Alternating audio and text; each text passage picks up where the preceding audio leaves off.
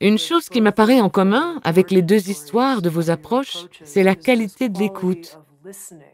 Écouter les personnes avec lesquelles vous travaillez, entendre ce qu'elles sont réellement en train de vous dire, sans imposer un paradigme aux gens. Et je suis curieuse d'en savoir plus à ce sujet. Comment écoutez-vous?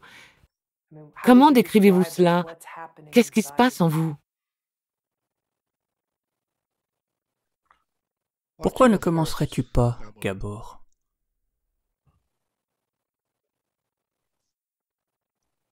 Vous devez rétablir le son, Gabor. Commençons par prendre conscience de ce que sont les besoins humains. À part nos besoins de survie physique liés à l'abri, à la nourriture et à la protection, nous avons des besoins qui doivent être entendus et vus. Et pas seulement entendus et vus, mais aussi acceptés exactement selon ce qu'ils sont. Ce sont les besoins irréductibles de l'enfant humain. Lorsque je parle de besoins irréductibles, je parle de besoins qui, s'ils ne sont pas satisfaits, peuvent avoir des conséquences négatives. Exactement comme le besoin de nourriture, qui, s'il n'est pas satisfait, peut avoir une conséquence négative. Et donc, lorsque j'écoute, lorsque je suis suffisamment présent, si je n'apporte pas mes propres préoccupations, si je ne suis pas stressé par d'autres choses et que je suis présent, alors j'écoute la personne entière, pas simplement ce qu'elle dit, et pas simplement les faits de sa vie ou de son existence qui sont relatés, mais aussi la manière dont elle parle. Quelle est la teneur de sa voix? Qu'est-ce que la teneur de sa voix me transmet de ce qu'elle est au moment où elle me parle? L'expression faciale, qu'est-ce qu'elle me dit sur ce que la personne vit à cet instant? Qu'est-ce qui se cache derrière la parole? Qu'est-ce qu'elle a envie de me faire savoir? Et qu'est-ce qu'elle a peut-être peur de me faire savoir? C'est donc une écoute multidimensionnelle. Donc l'écoute qui renvoie à une modalité sensorielle particulière ne capture pas tout, parce qu'il existe un être beaucoup plus riche à l'intérieur de cette personne. Et c'est ce que j'essaie d'apporter dans mes interactions avec les personnes avec lesquelles je travaille. Nous avons tous les deux parlé de compassion. Il y a un professeur avec lequel, Tammy, vous travaillez, et que j'ai l'honneur de considérer comme l'une de mes grandes influences, A.H. Almas ou Hamed Ali. Et il dit, ce n'est que lorsque la compassion est présente que les gens peuvent voir la vérité. Et il y a une raison pour cela. Donc, quand il n'y a pas de compassion, ou que l'on ne parvient pas à la compassion, les personnes sont sur le mode défensif. Et si elles sont sur le mode défensif, elles ne peuvent même pas s'entendre elles-mêmes. À plus forte raison, elles ne pourront pas se faire entendre. Donc la compassion est réellement cruciale quant à la manière d'écouter. C'est ce que nous voulons. Et ma méthode consiste à aider les gens à trouver la vérité en eux-mêmes et sur eux-mêmes. Et donc, lorsque je suis capable d'être compassionnel, alors l'écoute est magnifiée et augmentée. Dans le cas contraire, c'est beaucoup plus limité. Donc, dans l'idéal, voici comment j'écoute.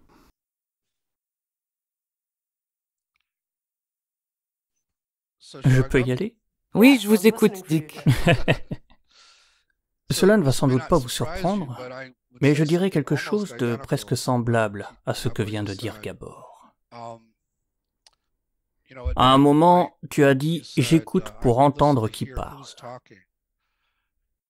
Et c'est ce que je fais aussi. J'écoute pour entendre à quel point le self est là, et aussi à quel point il parle à partir de parties protectrices ou exilées. Et dans le même temps, j'essaie aussi de ne pas le faire. J'ai une partie en moi qui pourrait interpréter des choses et avoir des théories sur ce qui est en train de se passer dans leur vie, et j'essaie vraiment de garder cette partie à l'écart et de l'empêcher d'être trop présente, parce que je veux rester très ouvert. C'est une sorte d'équilibre.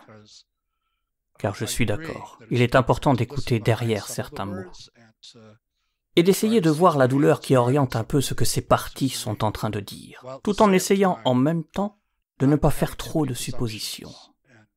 Et cela peut représenter un défi pour les thérapeutes, en particulier s'ils viennent de thérapie où c'est au thérapeute de venir avec les réponses et de trouver ce qui se passe réellement. Donc lorsque j'arrive à être dans le self, avec un S majuscule, et présent, la compassion exude de moi. C'est en partie la raison pour laquelle les gens très rapidement retirent les protections, se détendent, ils ressentent la connexion et l'écoute profonde. Et c'est vrai pour quiconque qui a accès à ce niveau de self. Donc nombre de nos formations sont destinées à aider les thérapeutes à connaître leur partie, à laisser libre cours à leur partie pour qu'elle soit présente, de la manière dont vient de parler Gabor. Maintenant, je suis curieuse. Chacun de vous a parlé de stress et de défis dans vos présentations.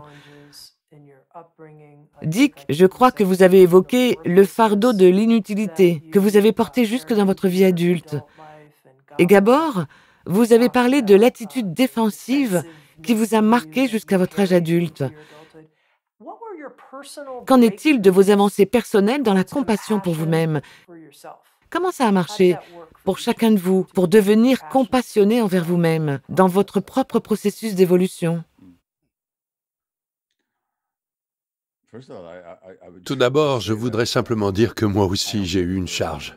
C'était une charge de valeur. Je savais que je devais être à la hauteur. Et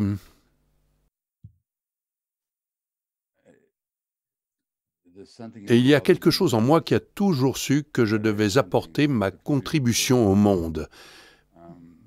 Mais je ne savais pas quoi, ou quand et comment cela se manifesterait.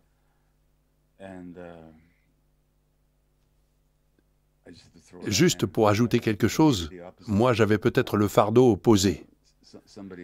Je suis allé un jour dans un cours où le professeur disait que c'est vraiment formidable pour les gens qui ont peur de se lever face à un groupe, de dire quelque chose. Et j'ai failli lever la main et dire « Et alors, vous avez une solution pour les gens qui ont peur de ne pas se lever devant un groupe et de dire quelque chose ?» Parce que dès que j'ai eu quelque chose à dire, j'ai toujours voulu le dire. La question est d'où cela vient-il? Est-ce que cela venait d'une obsession d'être vu et d'être évalué,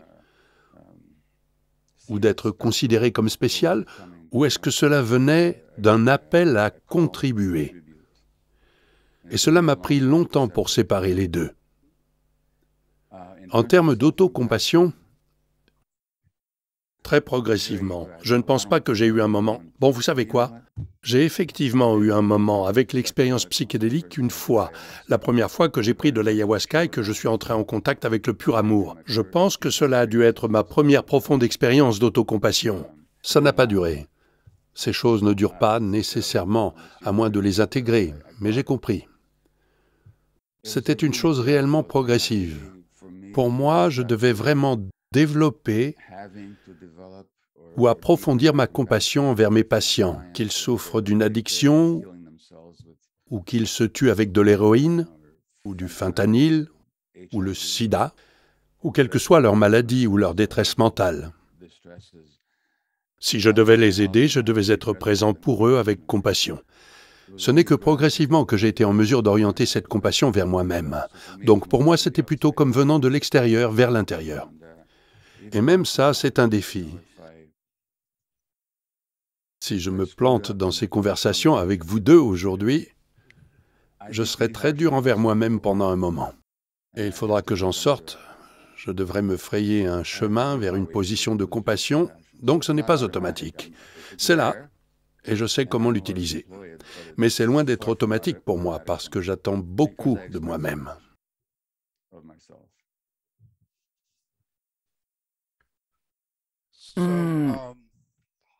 Une fois de plus, c'est un peu pareil pour moi. Lorsque j'avais ce petit groupe et que nous menions toutes ces découvertes, je commençais à les présenter aux autres, contrairement au département de psychiatrie où ça se passait. Les gens étaient enthousiastes à ce sujet. J'avais quelques personnes qui me suivaient. J'avais vraiment une bonne opinion de moi. Et genre, ok, je suis spécial, et les gens m'aiment bien. Et même mon père s'y est intéressé. Et donc, alors que j'étais dans cet endroit, je ne me sentais pas motivé pour travailler sur moi-même. Mais, comme je l'ai dit plus tôt, j'ai commencé à avoir des échos de la part de certaines personnes qui me suivaient et aussi de patients sur le fait que je n'étais pas un type aussi génial que ça et que les parties qui étaient en moi venaient vraiment m'entraver. Et donc j'ai commencé à appliquer le modèle sur moi-même. Et j'ai trouvé quelqu'un pour partager des sessions et je suis parvenu à trouver ces parties grandioses. Et ces parties qui pensaient que j'étais si génial, spécial et utile. Et les parties qui étaient en dessous, les exilés chargés de l'inutilité. Et de la même terreur que celle de mon enfance. Et j'ai commencé à faire ce que nous appelons le déchargement de ces parties. Et cela a permis aux parties protectrices de se détendre davantage. Et l'autocompassion a beaucoup de choses à voir avec ça. Je viens juste de commencer à arrêter de haïr certaines parties. Et à les écouter et à les aimer. Et voilà qu'elles commencent à la fois à changer et à devenir utiles. Mais aussi à commencer à me faire confiance, comme leader à l'intérieur, ce qui constitue une partie importante de l'IFS. Le fait que vos parties se transforment, mais aussi qu'elles font confiance au self, comme à un parent intérieur, un leader intérieur. Et ensuite cela se produit de plus en plus. Et ensuite avec ça, je pouvais non pas briller, mais j'étais sincèrement bien davantage un humble porte-parole du modèle IFS. Et cela a commencé à attirer différentes sortes de personnes qui, au départ, voulaient me vouer à un culte, et ça m'a fait du bien. Enfin, bref, c'est une longue histoire. Tu peux enchaîner, Gabor. Mets ton micro. Oui, je voulais ajouter quelque chose à propos de l'écoute qui m'est arrivée en réponse à une remarque lors de questions en ligne. Lorsque nous écoutons, il y a aussi le besoin d'avoir une conscience de nous-mêmes comme écouteurs. Qu'est-ce qui se passe à l'intérieur de moi? Et j'enseigne à mes étudiants que lorsque vous ressentez une tension, cela exige de l'attention. Donc si je parle avec quelqu'un ou si j'écoute quelqu'un et que je ressens une réaction en moi-même, je dois m'en préoccuper. Même si j'écoute l'autre personne, non pas pour commencer à l'analyser, mais j'ai besoin d'en être conscient de manière à ne pas projeter cette tension sur le patient. Et dans mes dernières journées de pratique, je fais cela. Il y a encore quelque chose à propos de l'écoute. Une étude a eu lieu il y a quelques années de cela, qui étudiait les patients et les thérapeutes en interaction. Et durant leur travail, on mesurait le rayonnement électromagnétique émis par leur cœur. Il y a certaines ondes que nos cœurs génèrent de manière électromagnétique.